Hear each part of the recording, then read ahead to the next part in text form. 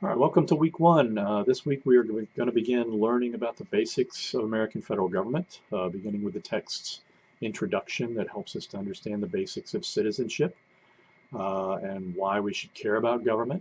As one of my former professors once remarked, you may not be interested in politics, but politics is interested in you. What he meant by that was that decisions that are made in Washington, D.C. and Oklahoma City can have a profound impact on your life and on your life chances, whether that means your ability to earn a college degree or find a good paying job or get married or buy a house, things like that. Government policies significantly influence your ability to pursue those goals. Um, One thing I want to encourage you to do, start doing this week, is to read the articles for the brief writing assignments. The second article in particular is fairly long. And I think it's a good idea to read those articles right away so that you can actually think about them and compare what you're learning in the text against the insights that the authors of these articles are providing you. I think if you do that, you'll be more likely to find these writing assignments a bit easier and more beneficial to you. Chapter 1 asks an important question. Why do so many Americans mistrust their government?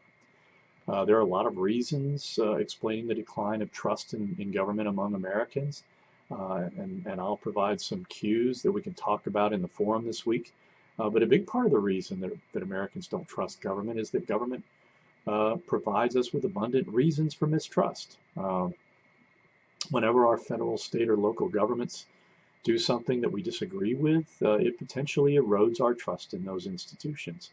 The question is whether or not trust lost, once lost, can be reestablished, and that's a good question.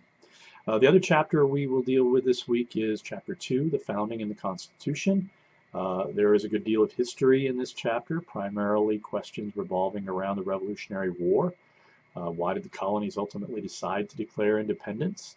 How were those fledgling colonies with a fraction of the size and military capacity of Great Britain able to successfully prosecute a war of independence against one of the most formidable military powers of the 18th century? These are the sorts of questions where a straightforward history class might be the better venue, but we nevertheless need to understand why we rebelled and how our status as rebel nation influenced our evolution.